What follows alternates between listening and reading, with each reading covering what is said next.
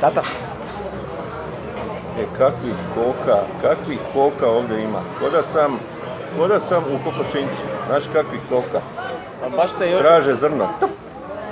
Hoću te pitat, tata, nešto malo mi je čak i neugodno, ali moram te pitat. Sine, slobodno pitaj tatu šta god treba. Jel ti izašao neki prišt na guzicu ili ne daj Bože da imaš osip dole na nek medaliji? Nemam baš, zašto ti odmah misliš da je to?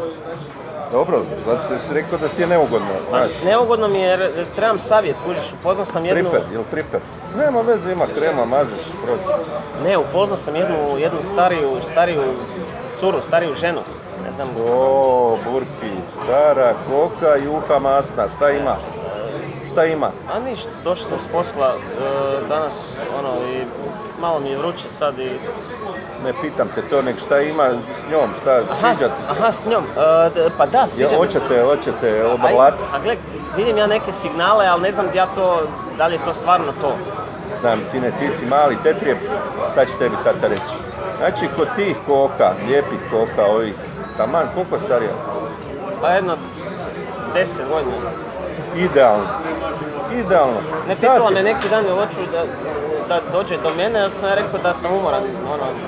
Konj je jedan mali poni, nama da nisi umoran. Dođi, spremit ćemo sobicu tamo, stavit ćemo malo postara, daš je ona od višnje likera, ona je... I samo ovako duboko je pogledaj oči, reci, tebi mora da je tata lopov.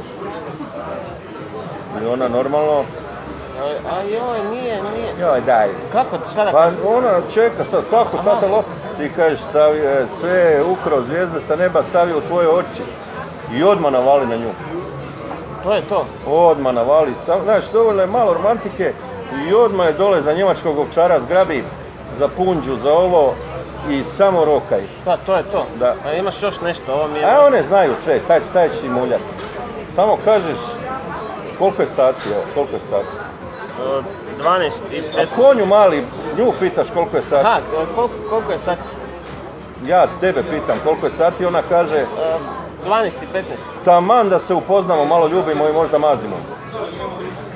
I odmah navali na nju ko medved na pčelu. Da Bože, na med. To je to. To je to, nemoj kod njih. Ti imaš ove mlade cure, to treba pričat, to treba voditi po disko klubovima, to treba častiti. Ove koke znaju sve. Znači čim je ona rekla mogu doći kod tebe, ti veliš da skuham kavu. Aha, da skuham kavu. I ona odmah zna koliko je sati. Dobro, ajde. Samo reci koliko je sati. Ona veli 1, ti veliš taman vrijeme da se malo pobalimo. A dobro, daj tata, pa malo mi... Ja ti lijepo objašnjavam ti ako hoćeš. Ma ne to nego gledaju ljudi. Aha.